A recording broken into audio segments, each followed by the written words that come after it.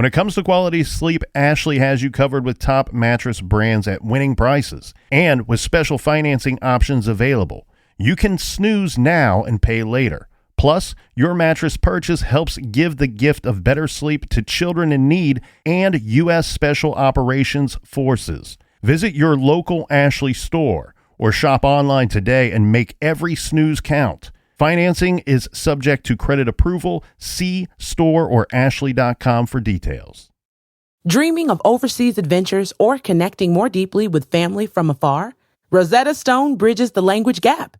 I've tried others, but Rosetta Stone's immersive lessons and voice feedback technology are game changers. Dive into 25 languages by learning intuitively, just like when you were a kid. And here's the holiday sparkle. Grab a lifetime membership now and save 50%. Gift yourself the world. Head to rosettastone.com now and save 50%.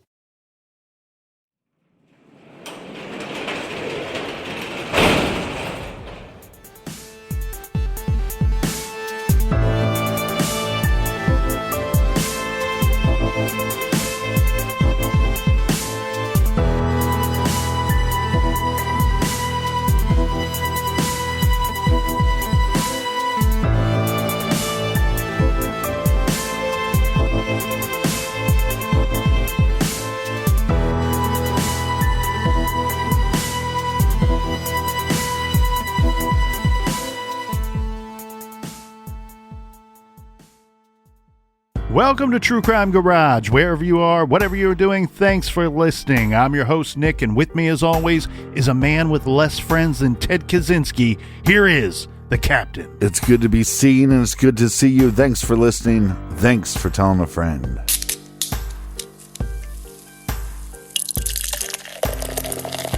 This week, we are very proud to be featured Doing Good by the good folks over at Mother's Brewing Company in beautiful Springfield, Missouri. Mother's Doing Good is a delicious classic Midwestern wheat ale, but they've added oranges, making Doing Good one of the best drinking wheat beers out there. It's bright, it's delightful, it's refreshing, garage grade 3 3/4 bottle caps out of 5. And now let's give some please and thank yous to our garage friends who are doing good. First up, a big thank you to a big fan of the show in New Jersey. Cheers to Marianne K. And a big cheers to Aaron in Vancouver, Canada. Next up, Captain, we have a shout out to Charlene in Plainfield, Illinois. A big we like your jib to Trish in Indianapolis. And a thank you to the wonderful kitchen staff at Crimsey's Cajun Kitchen. And last but certainly not least, we have a big thank you and cheers to Helena in Missouri. Yeah, BWERUN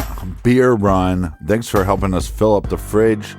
Also, when you're at the website, sign up on our mailing list so you can get promo codes sent to you for the store page. Also, if you need more True Crime Garage in your earballs, check out our bonus show on Stitcher Premium called Off the Record.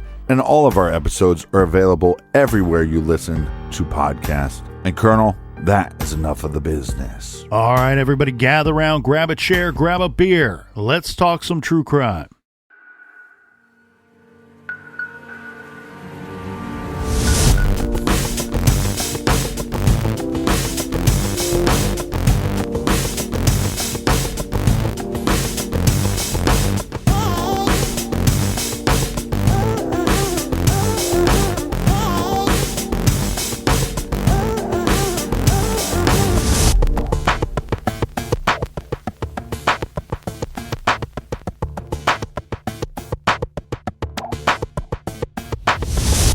Skidmore is a small town in northwest Missouri, a state that we have ventured off to on True Crime Garage before, but not often. We covered the horrific case of Kent Heitholt, who was found beaten and strangled in a Columbia, Missouri parking lot. In 2005, Ryan Ferguson was wrongfully convicted of that crime. Charles Erickson, the alleged accomplice, remains in prison. Obviously, there is much debate if that case should be closed or reopened.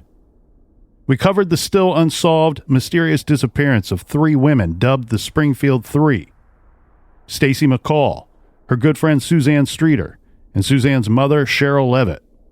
That case began on June 7th, 1992, when all three went missing from Cheryl Levitt's home in Springfield, Missouri. All of their personal belongings, including cars and purses, were left behind. Again, that case is still unsolved, and all three are still missing. Skidmore is a small town, not just in size, less than 0.4 square miles, but also in population. In fact, it's estimated that only about 260 people live in Skidmore. And for some reason, the population has been decreasing a little more each year for the last 100 years. In 1981, Skidmore got the reputation of a town that wouldn't take any crap, a town that takes care of itself and watches out for their own. This became known when Ken Rex McElroy, the town bully, was shot to death, and dozens of people were present. But like the old saying, nobody saw a thing. Skidmore is a small town that is far away from the big cities of Columbia and Springfield, Missouri, but certainly not too far that it is free from big city problems. This week, we go to Skidmore and examine a story that involves a strange disappearance, an abduction, and murder. This is True Crime Garage.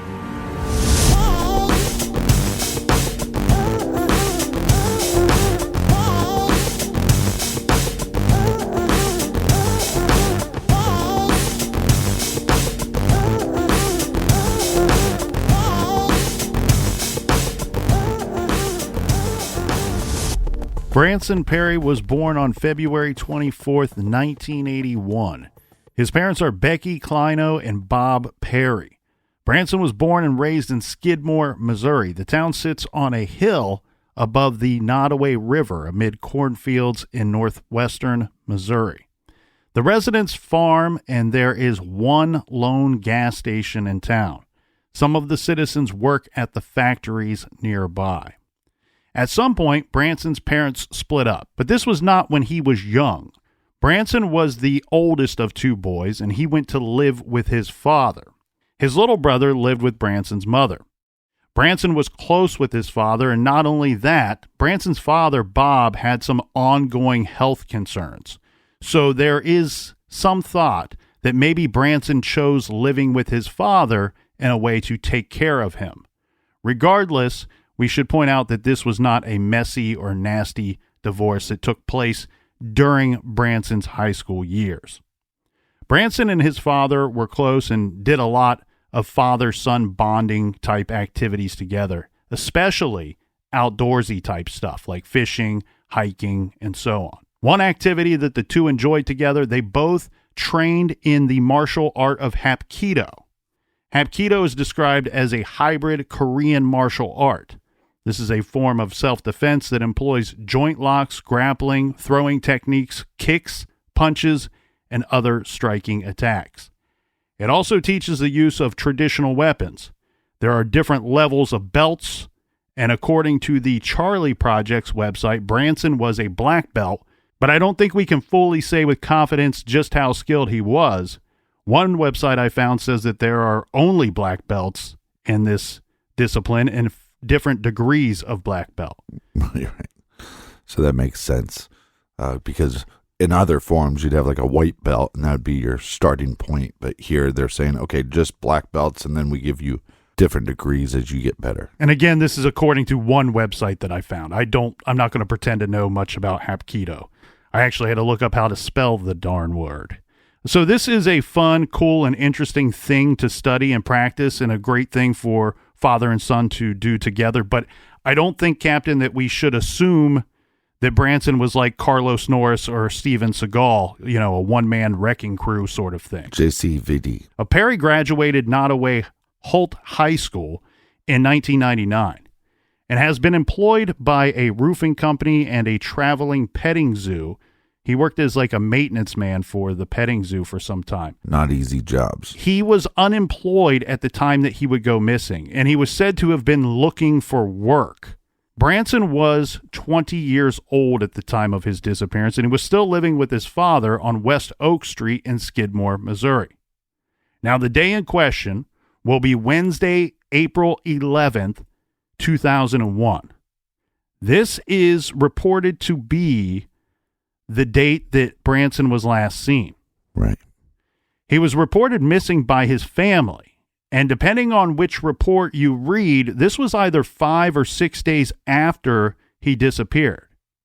But either way, he is officially, as far as the sheriff's department is concerned, officially missing by the following Tuesday on April 17th, 2001. So we don't have a clear-cut, definitive, this is the last day that he was seen. We have the report that he was last seen on April 11. But there were some things, and I think possibly very important things going on before Branson went missing, right? So we already established that Branson is living with his father, Bob. Everything we could find shows that it was just the two of them living together in that home. Right. Now, Bob, on Wednesday, April 11, he is laid up in the hospital, but he is due to come home soon.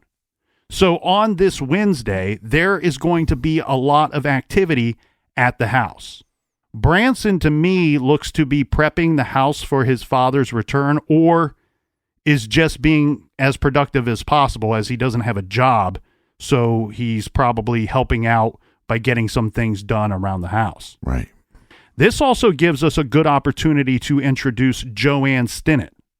Joanne is Branson's grandmother, and I think she likely is the one to have organized the events of April 11. So on this day, Captain, we are going to have some house cleaning and some vehicle repair, and others will be involved.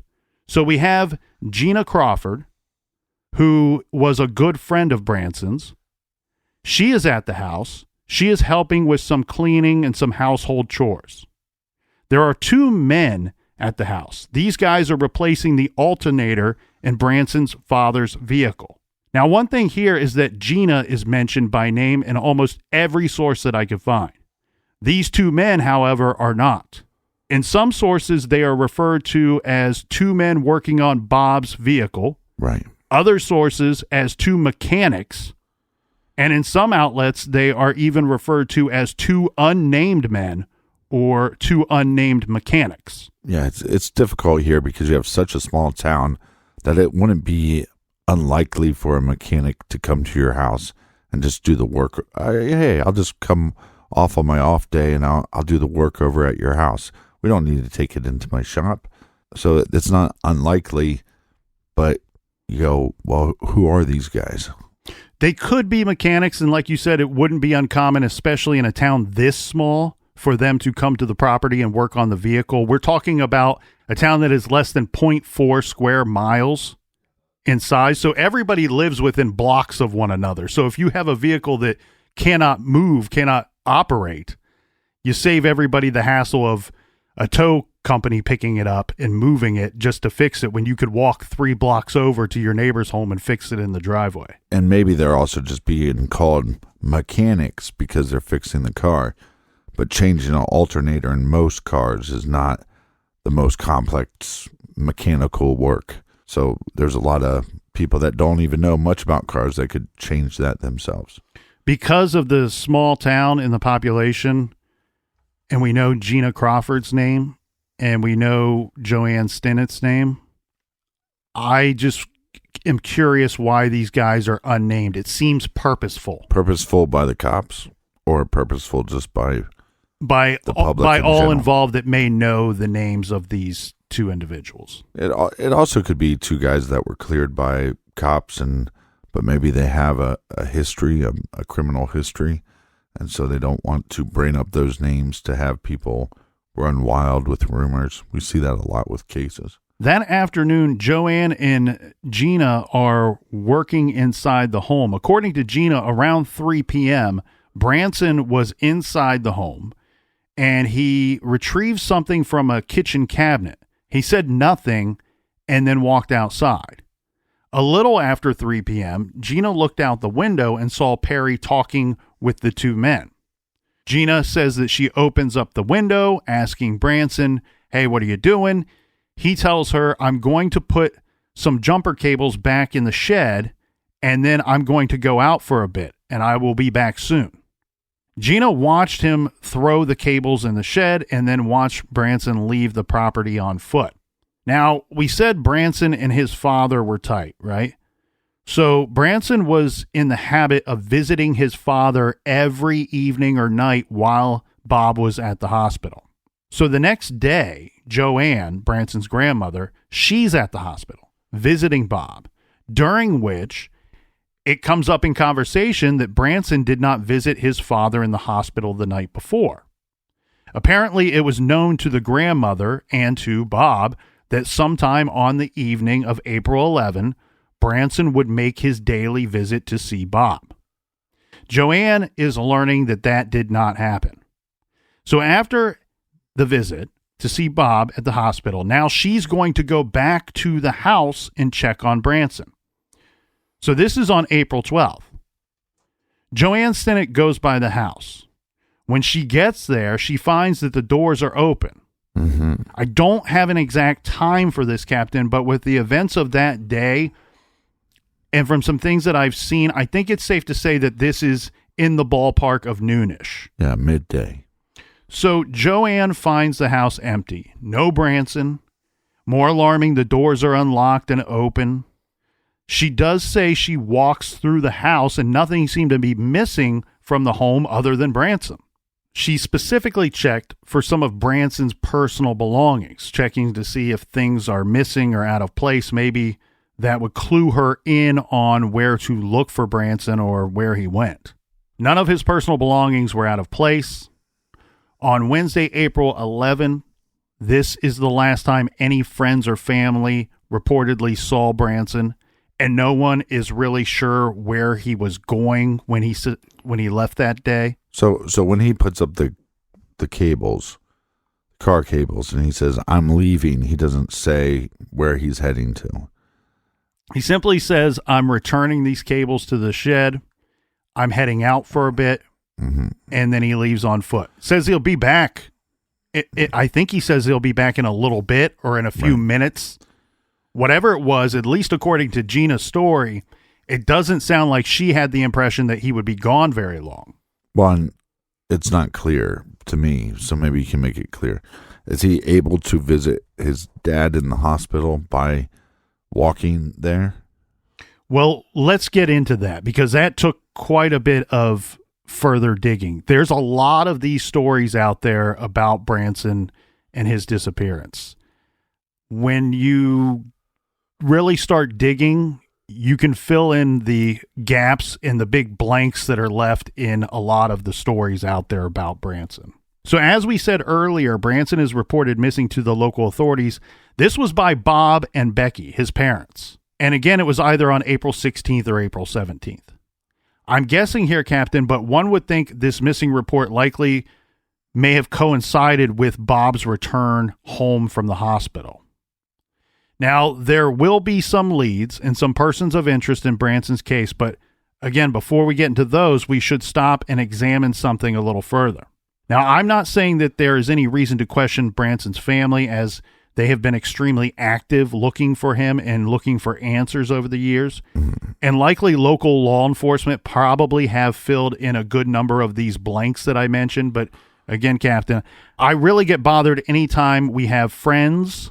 I want to be clear about that. Friends, because we have Gina Crawford and two unnamed individuals, or family telling about the details surrounding one's disappearance, and there are so many holes and gaps and lack of information in the overall story. Right. Recently, we discussed the Logan Schindelman disappearance out of Washington State, a fascinating case with some very bizarre stuff going on in that one. And really, the bizarre stuff, it really overshadows what I think was really going on in that situation, that someone close to Logan is responsible for his disappearance, and for whatever reason, a person or persons in the family are slow to act, and then there are big chunks of the story missing, or parts of the story that just do not make sense. Real quick, a shout out to the good people that participated in the Honk and Wave event in Grand Mound, Washington last week, raising awareness for Logan's case, Matthew Anfeld's case, and Karen Bodine's case. Back to our case, Captain. Here is what is missing from the story. And again, law enforcement likely has filled in all of these blanks. So Branson leaves and the persons at his home that day, they do not know where he is going. I get that. But Joanne says when she arrives at the home less than 24 hours later, Branson is gone and the house is unlocked and the doors are open. So when did the people leave the house the day before? And when did Joanne leave? And when she left, if she was the last one to leave, did she lock up the house or was she not the last one to leave? And it was general information, at least between Joanne and Bob, that Branson would go visit Bob on the 11th. This is after the time Branson was last seen. So how was Branson getting to the hospital, as you pointed out, Captain? Did Branson have a vehicle? Was he going to drive his dad's vehicle? Maybe ride a bike. The hospital is 15 miles from Branson's home. A 19 to 22 minute drive according to my map app. Right. If he was taking Dad's car to go see Dad, that is a fine explanation, but we know two unnamed men, were replacing the alternator in the vehicle on that day in question. So was the vehicle even operable before this switch out job? Because if it wasn't, then again, how was, Branson, how did he get to and from the hospital the previous day and the day before that and the day before that to visit to visit his father? Right. It couldn't hurt the investigation to shrink the time frame of when this dude actually went missing. This would really help us to have a better understanding of where, whatever it was that went down to prevent Branson from coming back home, because he could have run into some trouble when he went out that day. Or if we knew if Joanne, Gina, or either of these mechanic guys locked up the house after leaving, well, then it would most certainly look like Branson probably returned at some point and maybe something went down at the house. Right. Who knows? But I'm, again, concerned with the lack of details here, Captain. Yeah, and why don't we, do we have details on when these mechanics left the house? We do not have an exact time, Captain, of when these two men left the property, but what has been reported is that they left sometime after Branson left on foot. Look, the way that this case is generally told is a young man, Branson Perry, tells a friend, I'm taking some jumper cables to the shed. He vanishes into thin air forever. 2 weeks later, these jumper cables magically reappear in the shed. Apparently they were not there before or until that point. That's the version of this story that gets clicks, views, and so on. Right. It's similar to some of the issues you and I had with the Brian Schaefer case. A man walks into a bar and disappears. Right. Well, that's not the true story. That's not the full story.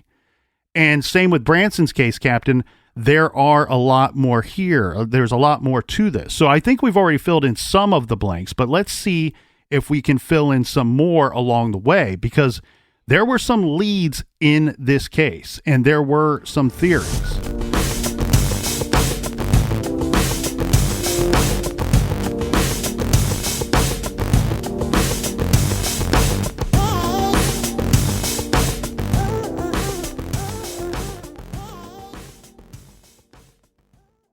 This show is sponsored by BetterHelp. Do you look forward to the holidays? Maybe you struggle with seasonal blues.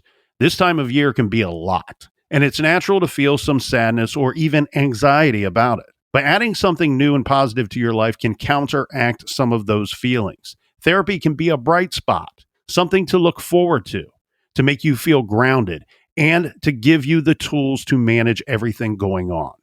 If you're thinking of starting therapy, give BetterHelp a try. It's entirely online, designed to be convenient, flexible, and suited to your schedule. Just fill out a brief questionnaire to get matched with a licensed therapist and switch therapists at any time for no additional charge. Find your bright spot this season with BetterHelp. Visit BetterHelp.com/garage today to get 10% off your first month. That's BetterHelp, HELP.com/garage. Dreaming of overseas adventures or connecting more deeply with family from afar? Rosetta Stone bridges the language gap. I've tried others, but Rosetta Stone's immersive lessons and voice feedback technology are game changers. Dive into 25 languages by learning intuitively, just like when you were a kid. And here's the holiday sparkle. Grab a lifetime membership now and save 50%. Gift yourself the world. Head to rosettastone.com now and save 50%. You can live out your MasterChef dreams when you find a professional on Angie to tackle your dream kitchen remodel. Connect with skilled professionals to get all your home projects done well. Visit Angie.com. You can do this when you Angie that.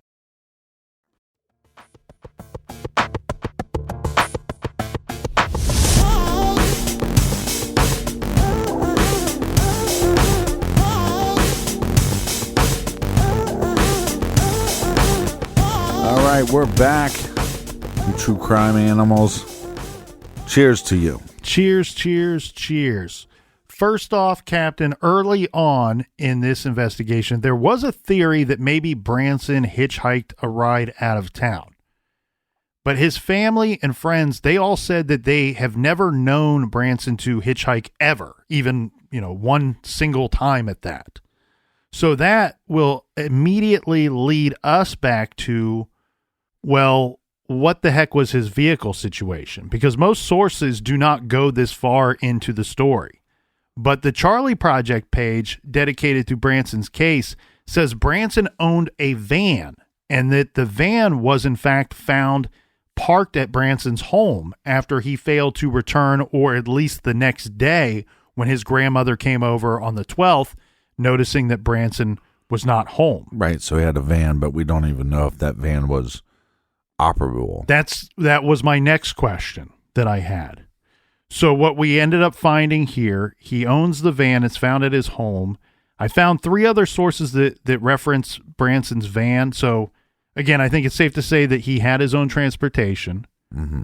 And the way that the van is discussed, it sounds like it was operable at the time. And it sounds like this was the method that Branson had been using to get to and from the hospital to go see his father. So then my question would become, for his family and friends, where would Branson go without his van? Was there a coffee shop around the corner? Was there a McDonald's that he liked to just walk to and get something to eat?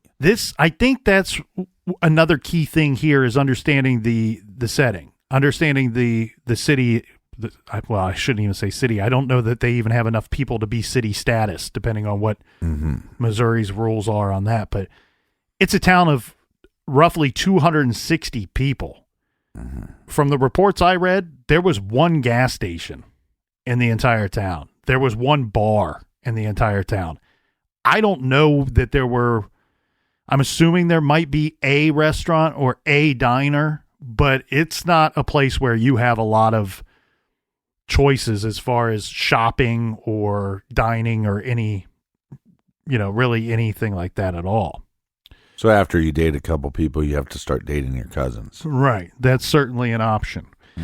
The 2 guys, you wanted to know about the 2 guys working on Dad's car. So it's my understanding, Captain, that yes, the van was operable. That was Branson's method of getting to and from the hospital. But the 2 guys working on Dad's car, fixing the alternator, well, they were trying to fix the vehicle because Branson's father, Bob, originally was scheduled to be released that evening.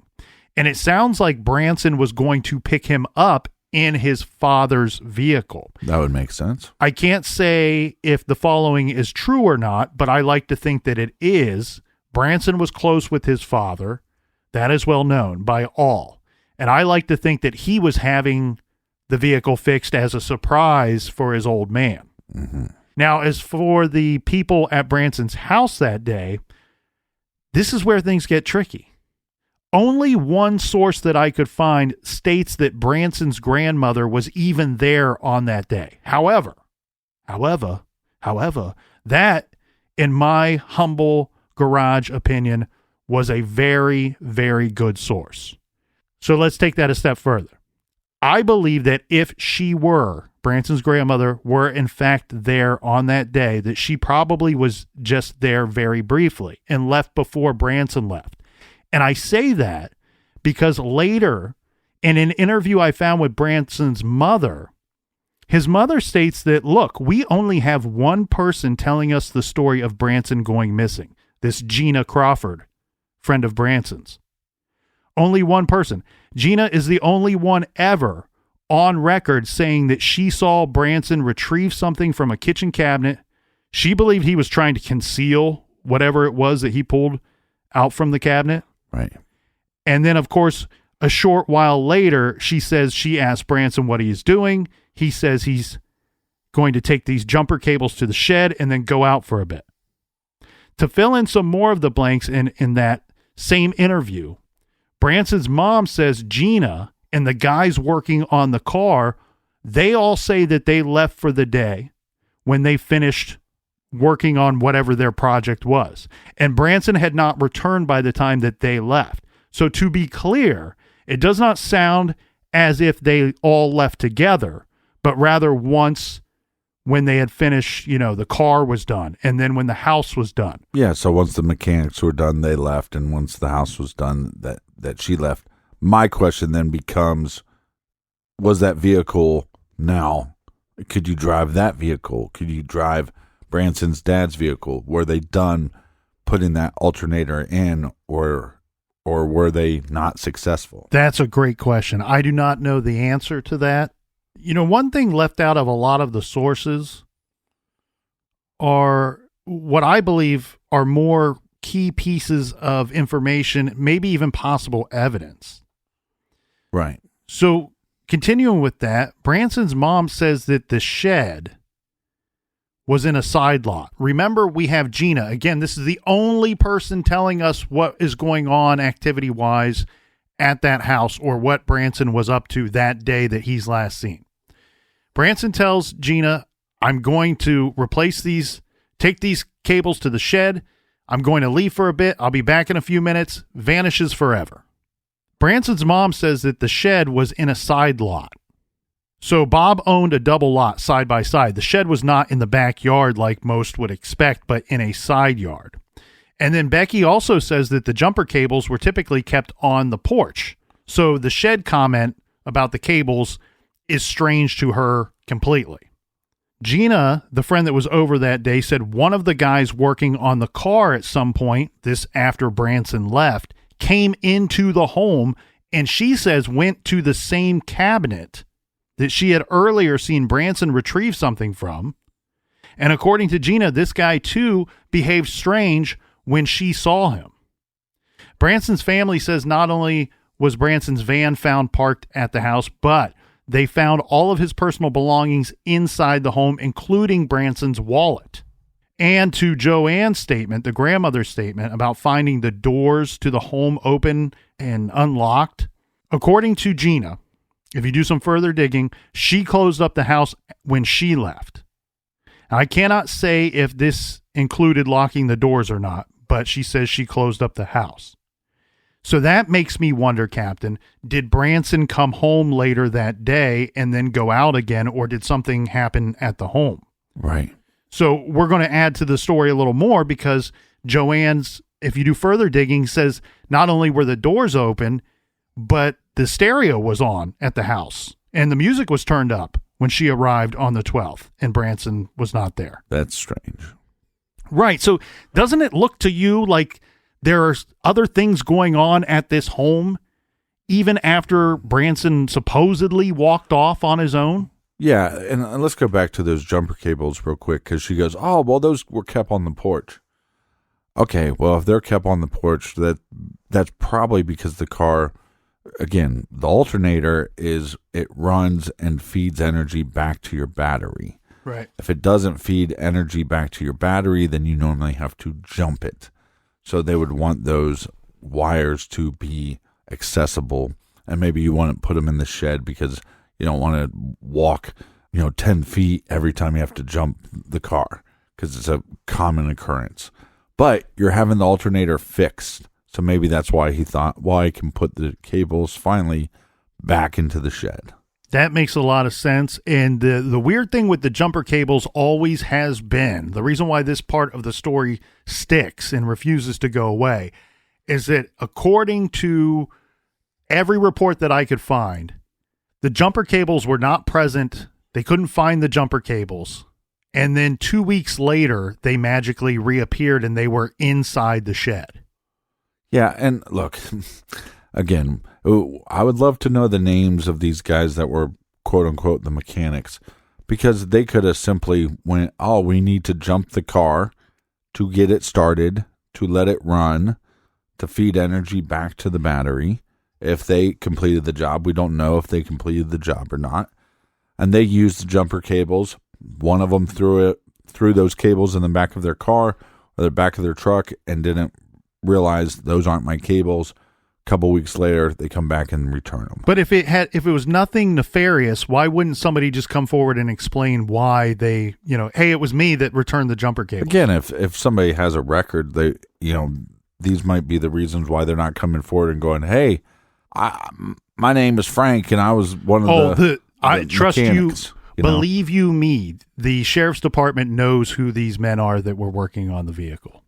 Oh, yeah. They're not going to let Gina Crawford, maybe she's the only one that says she saw these men.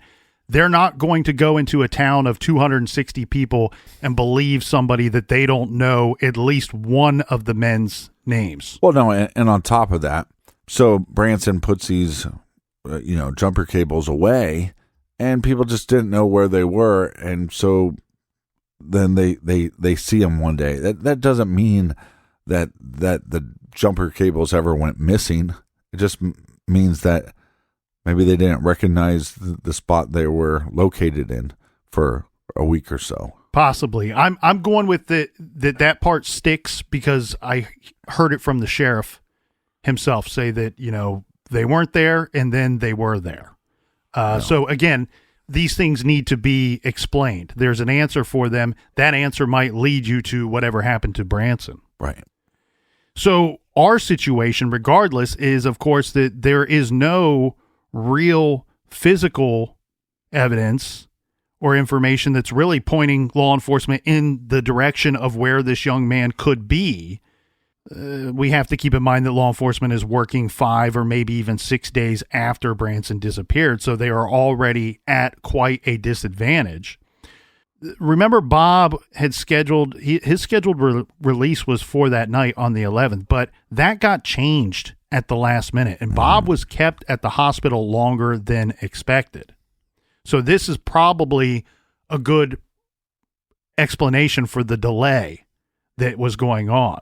So you're hoping to find a breadcrumb from the Bransons, from Branson's family and friends. What was he up to? Where does he normally go? Where do you think he would go if he were in some type of trouble, that sort of thing?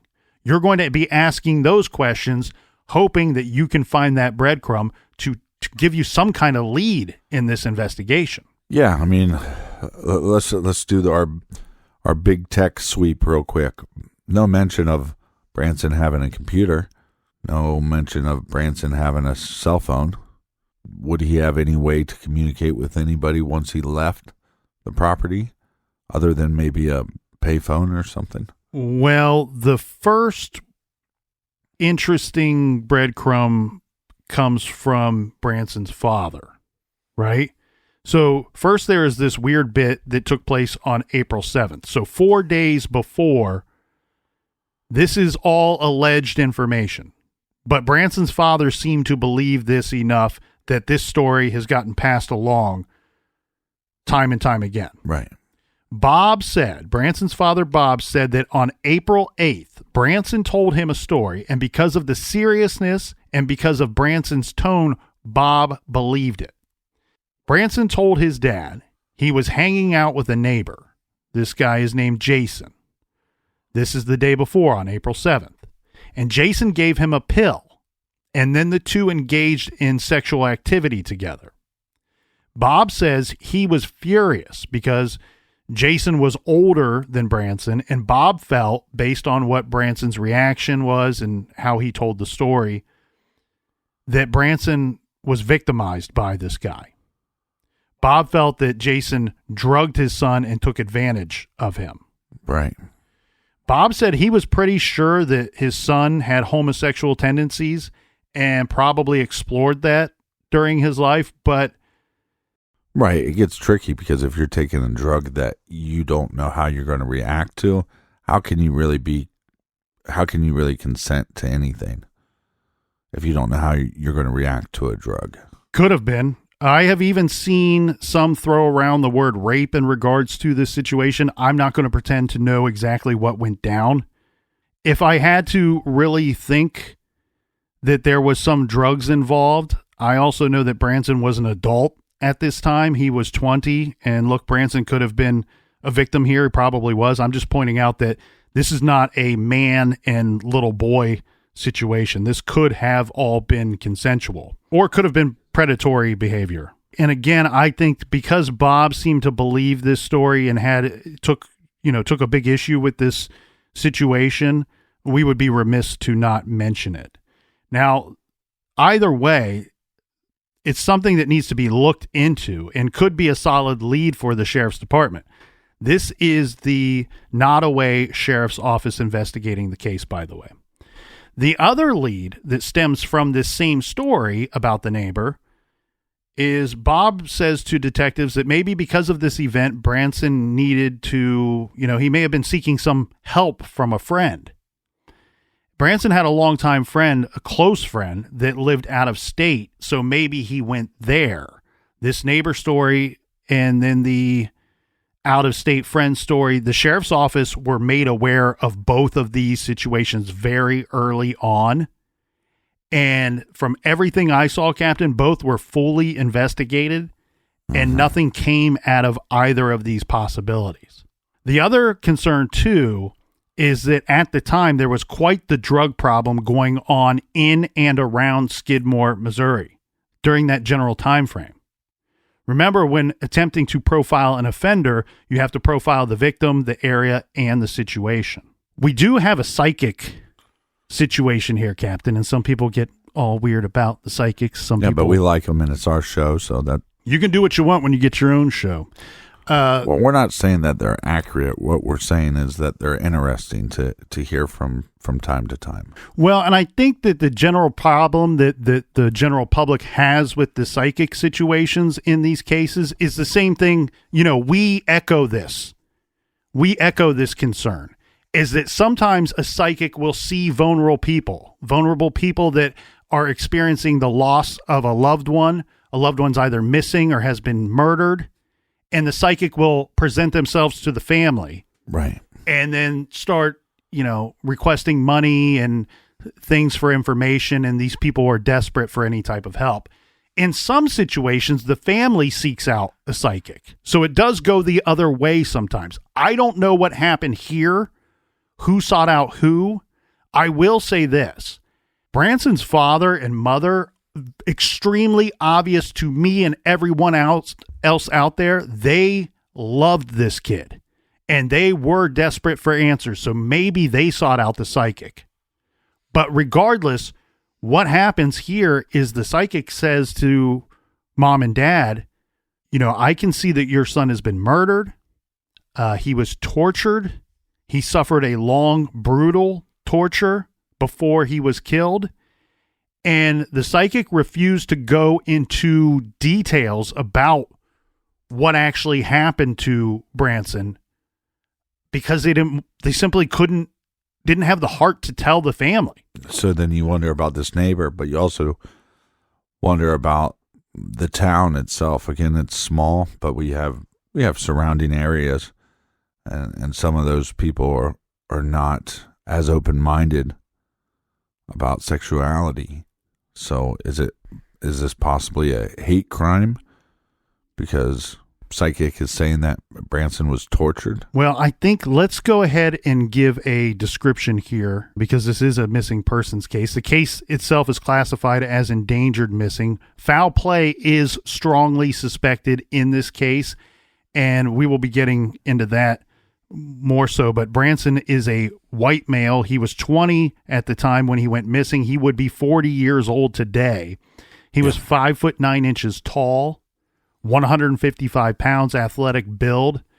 Not a great clothing description, but it said that he was possibly wearing size 32 shorts, a size medium or large t-shirt, and necklaces with leather trinkets or chains with some arrowheads on them.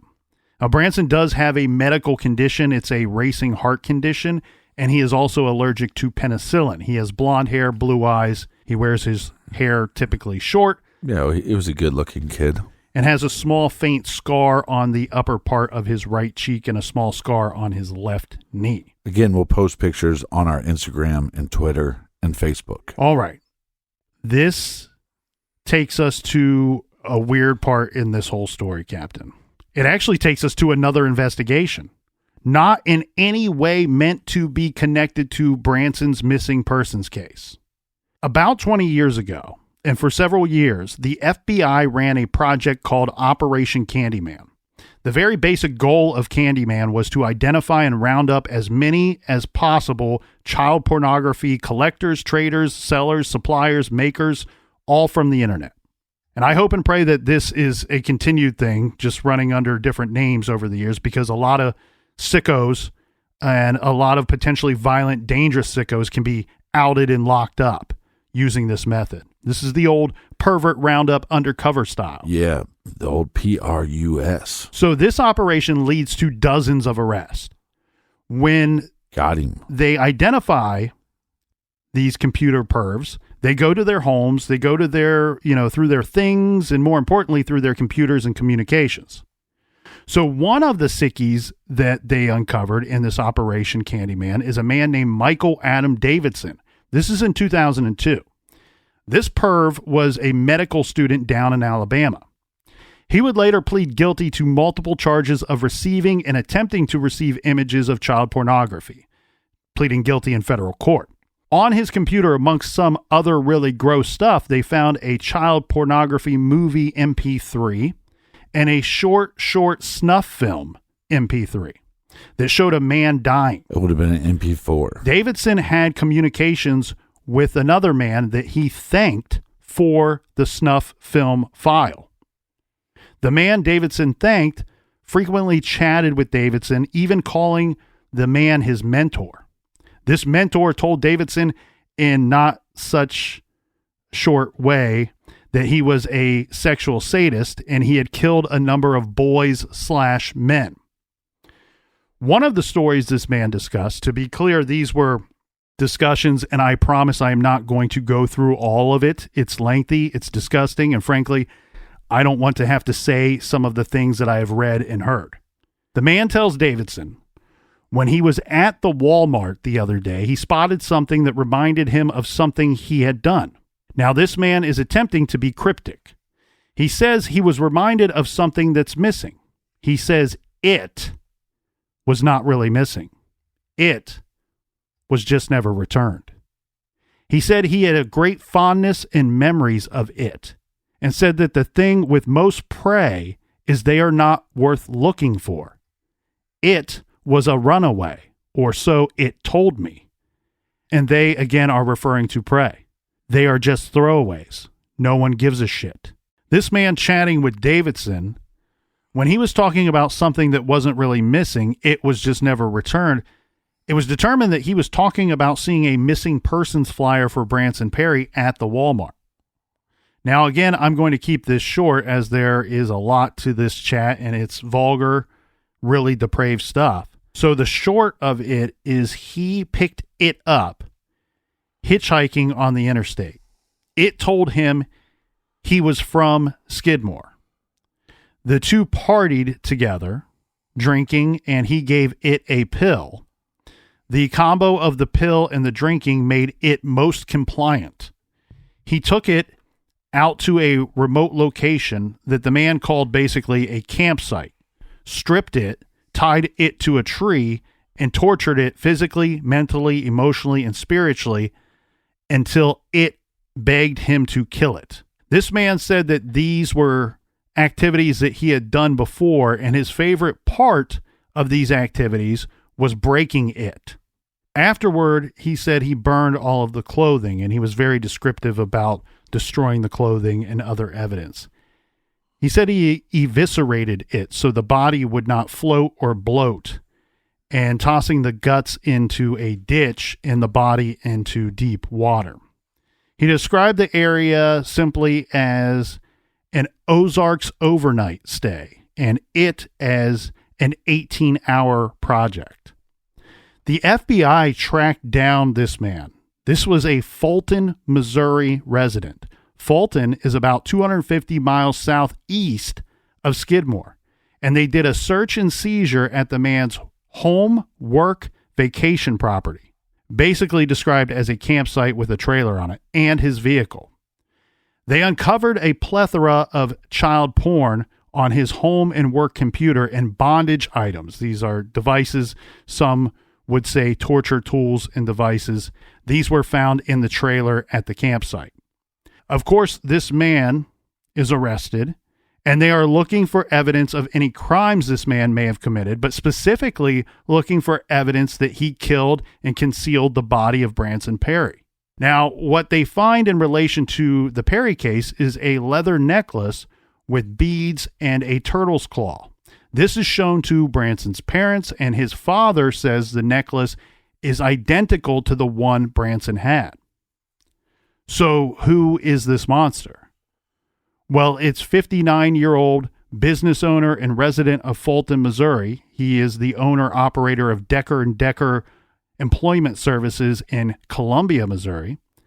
He also is an ordained Presbyterian lay minister and a Boy Scout leader. Oh yeah, this guy, he's already been convicted on child porn charges before. So how he was allowed to be involved with this church or the Boy Scouts, I have no clue. No answers for you there, Captain. No, he reminds me a lot of Buffalo Bill. Like if you look at him just real quick, he doesn't look normal. He looks, you definitely can see the evil coming out in this individual. Back in the 90s, this man served a few months on child porn charges. This is Jack Wayne Rogers, and his whole story will just get stranger and stranger. And I'll read some of this here, Captain. This is from CBS News out of Columbia, Missouri.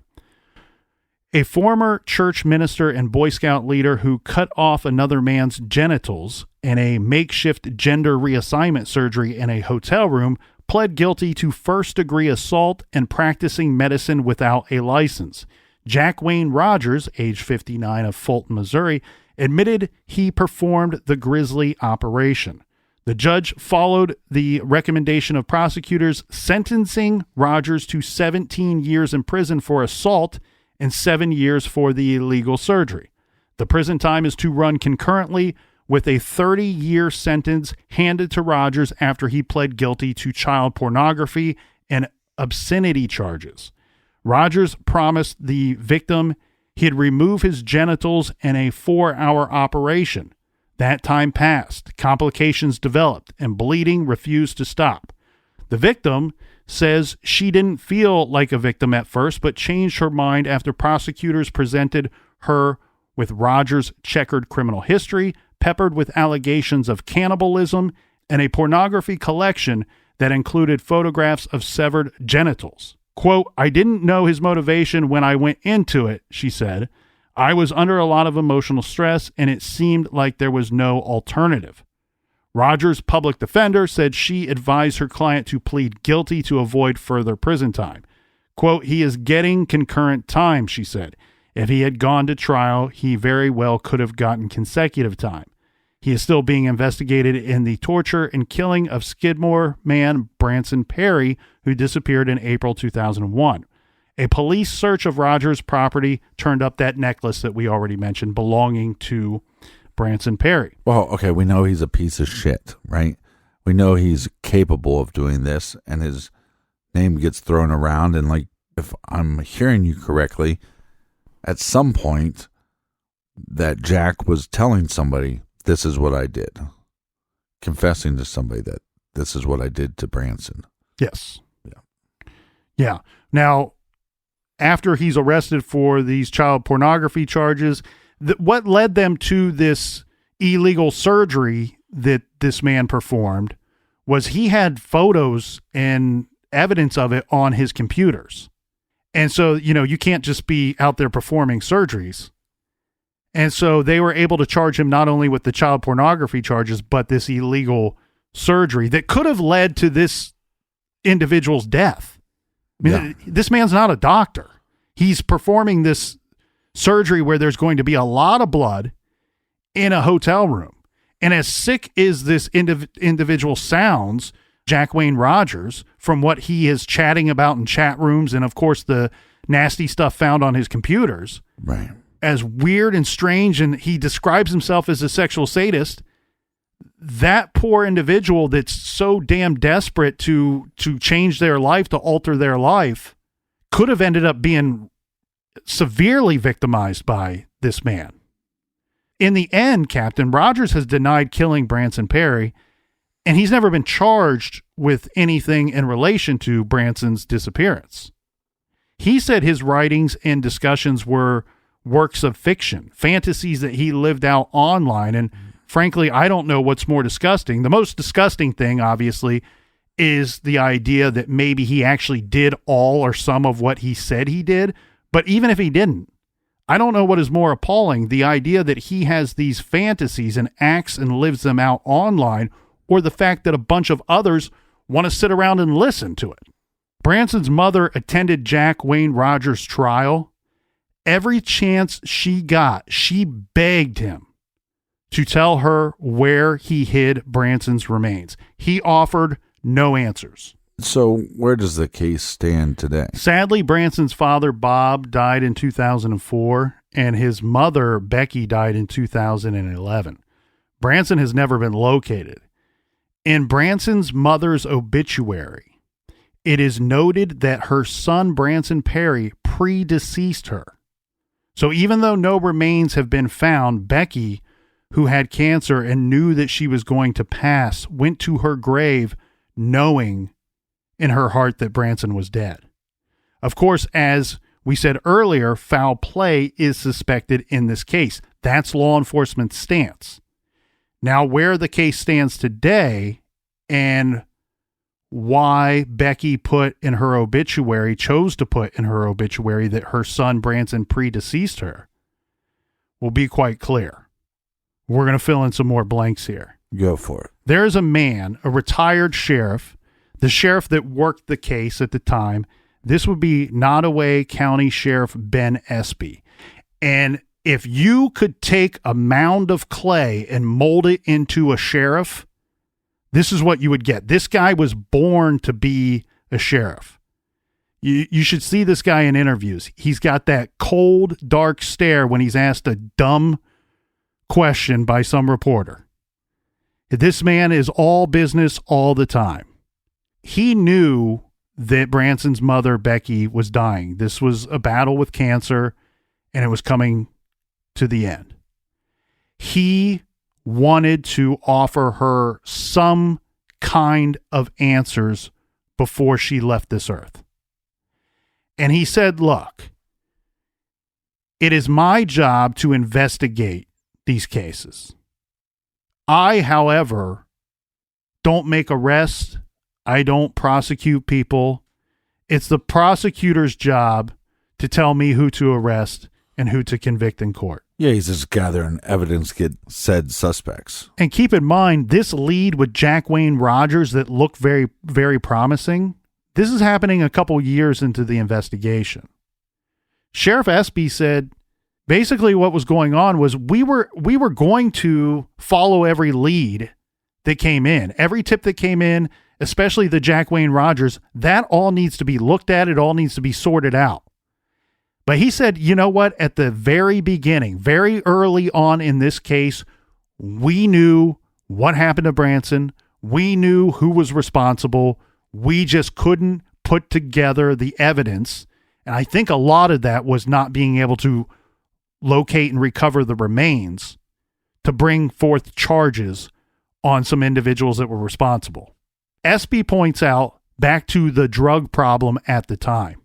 And he says, look, unfortunately, Branson Perry was no angel. He was not a saint. He was a good kid, but later in life, he got mixed up with the wrong crowd. And he was involved in some of the drug manufacturing and peddling that was going on at the very local, small level in the area at the time. Espy is on record after being retired saying that Branson Perry was shot in the head and he was buried somewhere. And he said that at least two people are responsible for the murder of Branson Perry.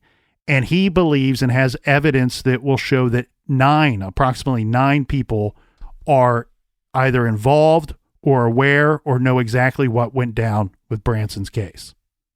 These are all people on the local level.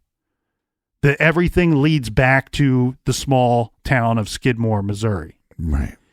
And over the years, Captain, they've gone to several locations and done these excavating, digging, looking for the remains. And I really think that if they would have had those remains, they could have brought this thing to court. But again, this murder is all at the local level. It's not from some sicko that lived in Fulton, Missouri. It's all about the drug trade and the drugs that were being trafficked in the local area of Skidmore, Missouri. And again, the sheriff's department knows who is responsible for this young man's murder. They've even gone so far to say that not only do we know who's responsible, we know who else is involved. We know that he was buried at some point, and we also have evidence and reason to believe that at some point they went and moved the body. Well, it sucks that they can't collect enough evidence to bring charges against these individuals. Yeah, and Sheriff Ben Espy said, look, he had to give this information to Branson's mother before she was passing. And he believed that even though they couldn't bring charges against these individuals, that they owed her the truth as the evidence and as their investigation showed the truth to them. Jack Wayne Rogers, although not involved in this case other than being kind of a side story that gets lumped in because of his sick fantasies that he's living out online, he's an older man. He's probably about 75 years of age. And if my calculations are right, he's about 10, maybe 12 years left on that 30-year sentence. So hopefully he'll die still with the status of a federal inmate. But because of his actions and his fantasies, and for the sake of the communities and just public safety in general, the feds better make sure that he serves every minute of that 30-year sentence.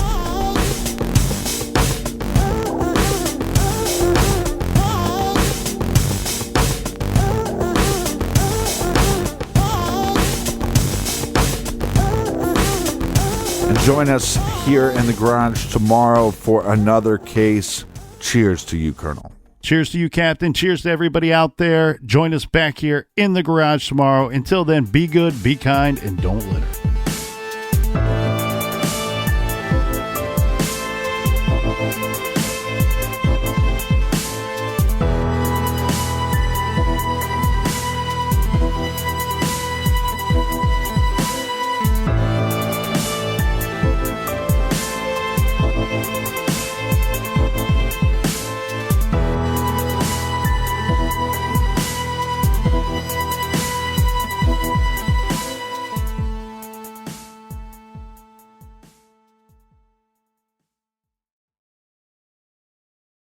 You can live out your MasterChef dreams